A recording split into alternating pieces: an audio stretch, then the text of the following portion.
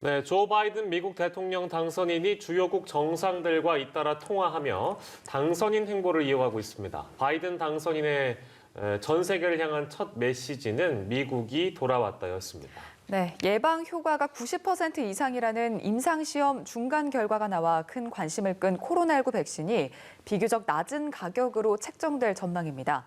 밤사이 들어온 글로벌 뉴스 김지수 기자와 살펴보겠습니다. 어서 오십시오. 안녕하세요. 네, 바이든 당선인이 전 세계를 향해 던진 첫 메시지가 미국이 돌아왔다였네요. 자세히 전해주시죠. 네, 조 바이든 미국 대통령 당선인은 현지 시간 10일 외국 정상들과 한 통화에서 미국이 돌아왔다는 메시지를 전달하고 있다고 밝혔습니다.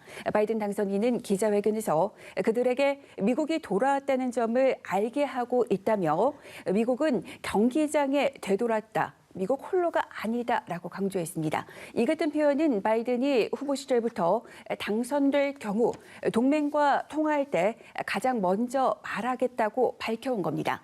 또 트럼프 대통령의 미국 우선주의가 동맹을 약화시키고 국제사회 주도권을 훼손했다는 비판이기도 합니다.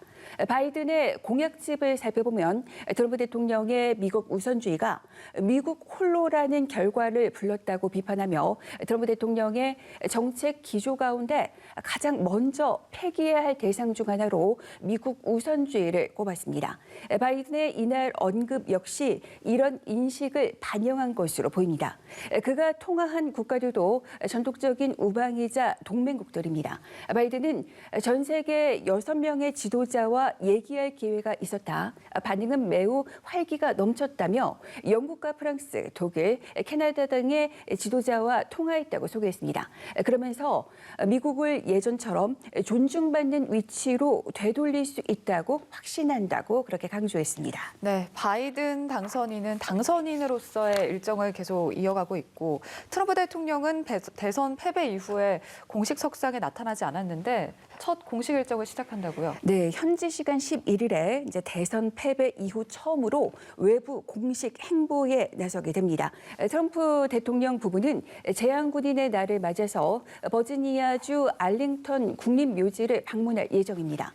이번 대선이 우편 투표 등으로 조작됐다면서 불복한 트럼프 대통령은 이날도 우리가 이길 것이라고 트윗을 올리는 등 끝까지 법정 투쟁을 이어갈 것임을 다시 확인했습니다. 지난 7일 버지니아 스털링에 있는 골프클럽에서 골프를 치다가 바이든의 승리 소식을 전해드린 트럼프 대통령은 이튿날에도 골프를 즐겼지만 공식 외부 일정은 일절 잡지 않았습니다. 대신 패배 이틀 만인 바로 전날 마크 에스퍼 국방부 장관을 트윗으로 경질하는 등 인사권을 휘두르면서 대선 패배를 인정하지 않고 있는 그런 상태입니다.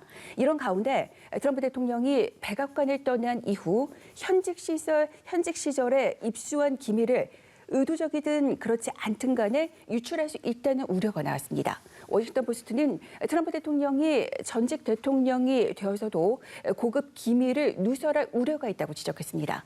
트럼프 대통령은 사실 임기 중에 정치적 이득을 얻거나 외국 정보를 위협하는 과정에서 공개적 기밀 누설도 마다치 않았기 때문입니다. 문제는 백악관을 떠난 후에도 그럴 가능성이 크다는 겁니다. 미국 대통령에게는 핵무기 발사 과정과 미 당국의 정보 수집 역량 등 갖가지 중대 기밀에 접근할 권한이 있습니다. 또 외국 정부에 심어둔 정보 자산과 신형 무기 시스템 개발도 포함됩니다.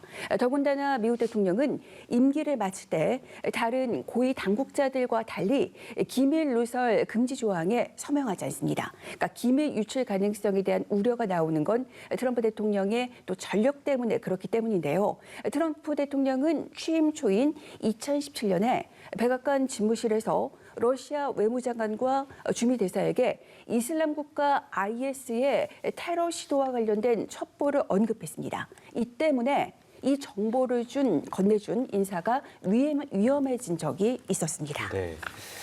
자, 그리고 오바마 케어 얘기를 해야 되는데 이 오바마 대통령이 재임 중에 주도했던 미국의 의료보험 개혁안을 오바마 케어라고 부르잖아요. 근데 연방대법원이 폐지 여부를 판단할 소송 심리에 나선다고요? 네, 좀 우려됐던 그런 부분인데요. 이제 보수 절대 우위 구조로 재편된 미국 연방 대법원이 오바마 케어로 불리는 전 국민 건강보험법의 폐지 여부를 판단할 소송 심리에 나섰습니다.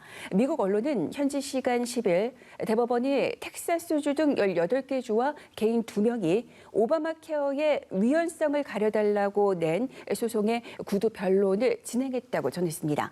앞서 2012년과 2015년에도 같은 취지의 소송이 제기됐지만 대법원은 이를 인정하지 않았는데 당시에는 대법원의 이념 지형에서 진보가 밀리지 않는 구도였습니다.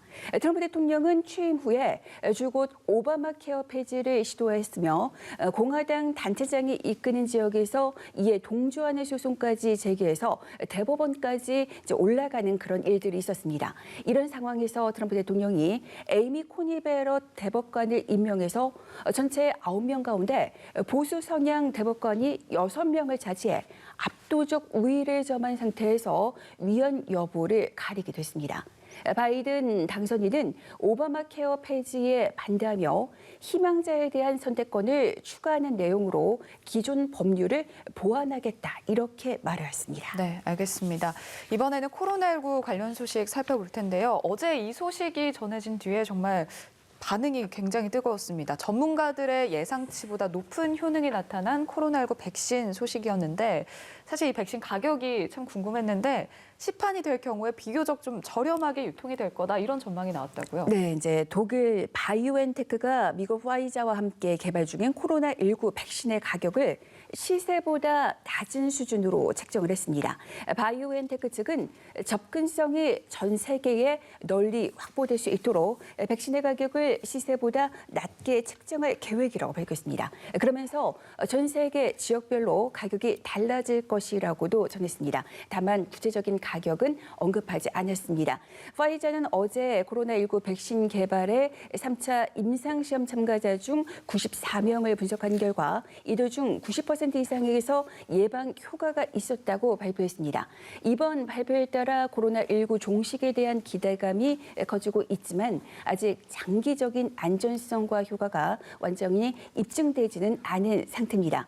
앞서 미국에 공급될 화이자 백신의 1인당 접종 비용은 $39, 그러니까 약 4만 7천 원으로 독감 백신 가격과 큰 차이가 없을 것으로 알려졌습니다. 이런 가운데 미국의 보건복지부 장관은 늦어도 내년 4월 초면 모든 미국인이 코로나19 백신을 맞을 수 있을 것이라고 전망했습니다. 앨릭스 에이자 복지장관은 12월 말까지는 고위험군에 속하는 미국인 대부분을 위한 백신이 준비되고 내년 3월 말에서 4월 초까지는 모든 미국인이 접종할 백신을 마련될 것이다 이렇게 말을 했습니다. 영국 정부는 코로나19 백신이 당국의 승인을 받으면 오는 12월부터 접종을 개시할 수 있도록 준비를 해놨다고 밝혔습니다. 맷 행콕 영국 보건장관은 어떤 백신이 승인을 받을지 또 언제 받을지 아직은 모른다면서 12월 1일 이후 언제든지 대규모 접종이 가능하도록 지시했다고 밝혔습니다. 영국은 이미 전체 인구의 3분의 1인 2천만 명이 2번 접종할 수 있는 규모인 4천만 개의 백신을 화이자, 바이오엔테크로부터 우선 확보하기로 했습니다. 네, 백신 관련 내용이었고요. 마지막으로 코로나19 발생 현황 정리해 주시죠. 네, 이제 겨울을 눈앞에 두고 있는 북반구에서 확산세가 가팔라지고 있습니다. 누적 확진자가 가장 많은 미국에서는 곧 하루 신규 확진자가 20만 명을 넘길 수 있다는 관측까지 나왔습니다. 미네소타 대학교 마이클 오스터홀름 박사는 지난 7일 하루에만 12만 8천 명의 신규 확진자가 발생해 최대치를 기록했는데 앞으로 몇 주 안에 이 수치가 20만 명을 넘길 수 있다고 진단했습니다. 미국에서는 최근 신규 확진자가 하루 평균 10만 명씩 발생하며 열흘 만에 누적 확진자가 100만 명이 늘었는데 앞으로 이 속도가 더 빨라질 수 있다는 겁니다. 이처럼 확진자가 늘면서 코로나19로 숨지는 사람들도 증가하고 있습니다. 지난주 미국에서 닷새 연속으로 기록으로 하루 1,000명이 넘는 사망자가 나왔습니다. 지난 8월 이후 처음입니다. 전 세계 누적 확진자는 5,176만 명을 넘어섰고 누적 사망자는 127만 명대를 기록하고 있습니다. 오늘 오전 통계 사이트 월도미터 기준입니다. 피해가 가장 큰 미국에서는 누적 확진자가 1,054만 명대를 기록 중이고 인도는 863만 명, 브라질은 569만 명을 각각 넘으며 뒤를 잇고 있습니다. 네. 전 세계 코로나19 발생 상황까지 알아봤습니다. 지금까지 글로벌 브리핑의 김지수 기자와 함께했습니다. 고맙습니다. 고맙습니다.